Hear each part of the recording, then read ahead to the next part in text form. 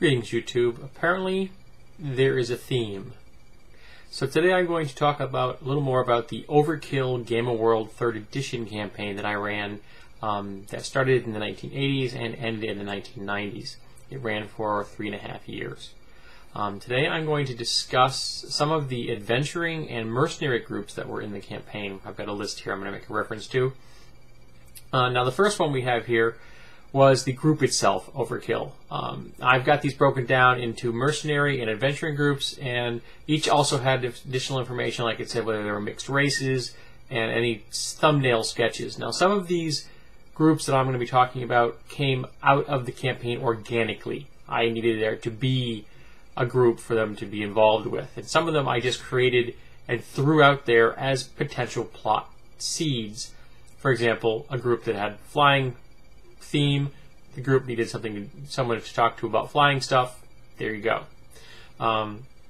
And Overkill was the player character adventuring group, and they were mixed race, mostly animals. But again, I've said in the past, they had a super soldier, and they had at least at one point had a pure strain human and a mutant human in the group. Though those characters, one died and one just stopped coming to the game, I believe.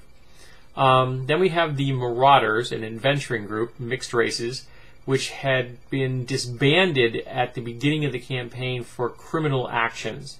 So the members were still around, but essentially the government took back their adventuring charter. You actually had to have a charter from the government allowing you to be either an adventuring group or a mercenary unit. Without these charters, you were considered pretty much just criminals.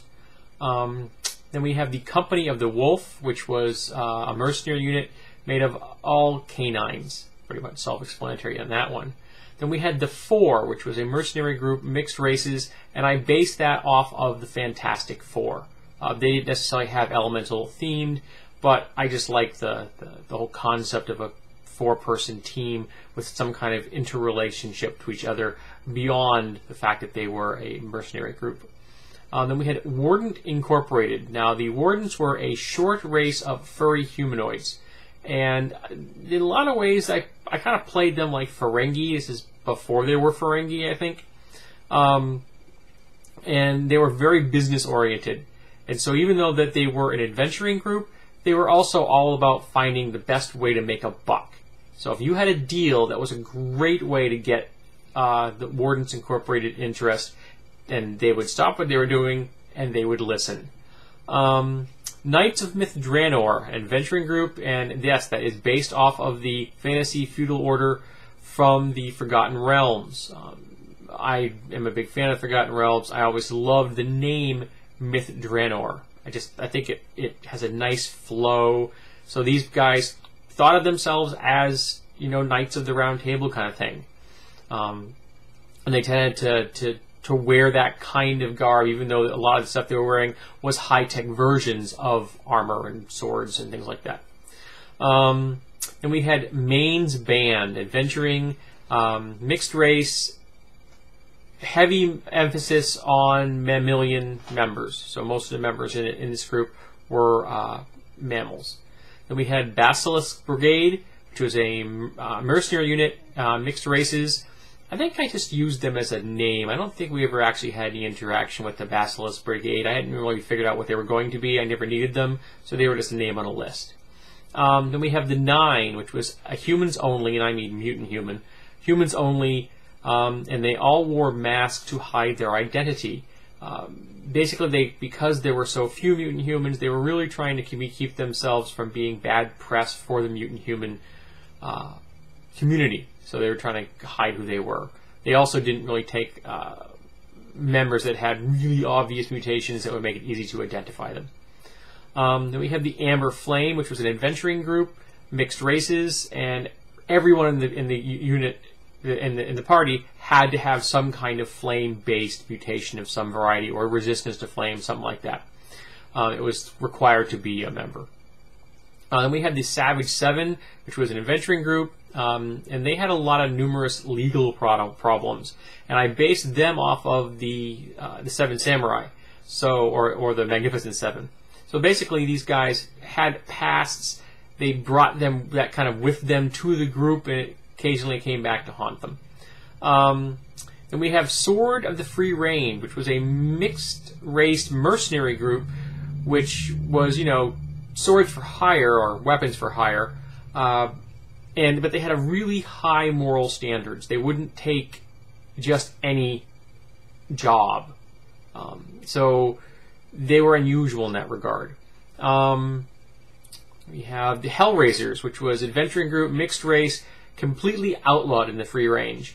And they were just one step above a gang, actual road gang from the Northern Territories.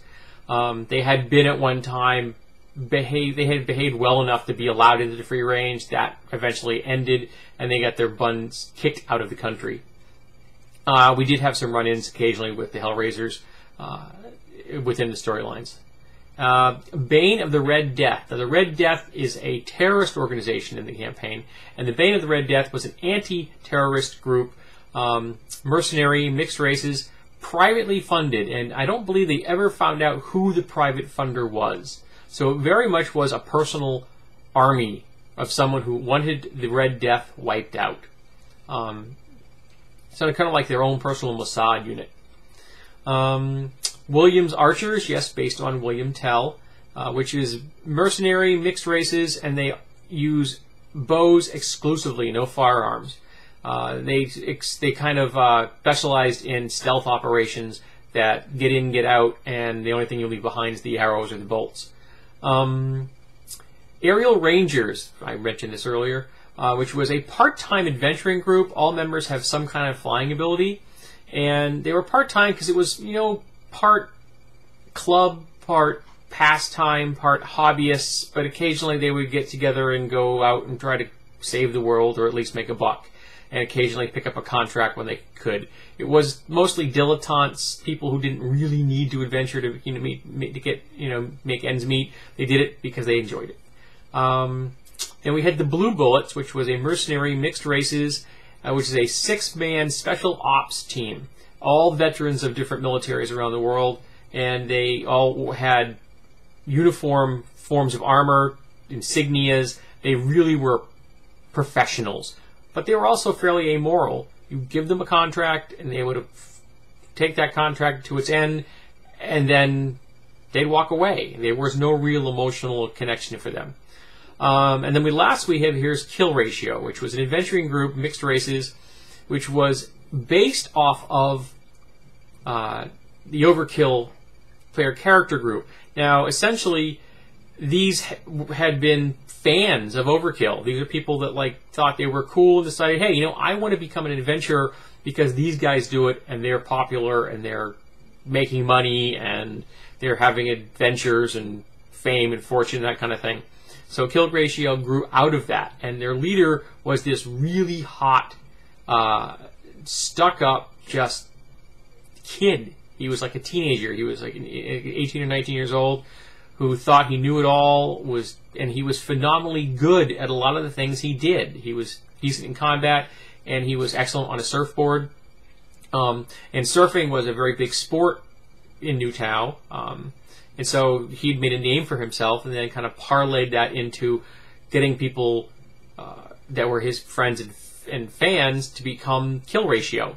He pulled, you know, his surfing buddies basically together, and not only were there numerous competitions for surfing as they are in our world, but they also had something which was combat surfing, where they were you'd actually go out in the ocean, you'd catch a wave, and the idea was to actually attack your fellow surfers, and the last one to survive on the beach wins.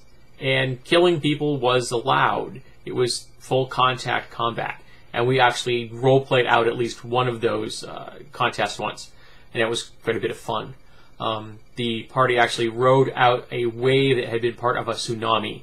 So this wave carried them up the delta of the river that the New Tau was built on for like kilometers upriver.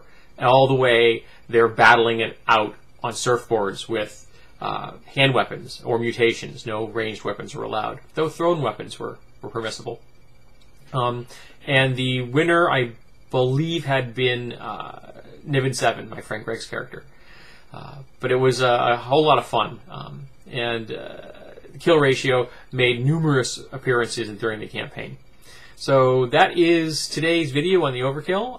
The next time I think we're going to be talking about the business listings, which probably won't go into as much detail because they, quite frankly, weren't as interesting in some ways. They were there basically as references for the party in case they needed something. They could then literally look up in a phone book, find what they needed, and go to it, which made my job easier in many ways as a GM. Make up the list once, let them refer to it whenever they felt like it. So, this has been Tetsubo talking about Overkill and Mandarin just being annoying.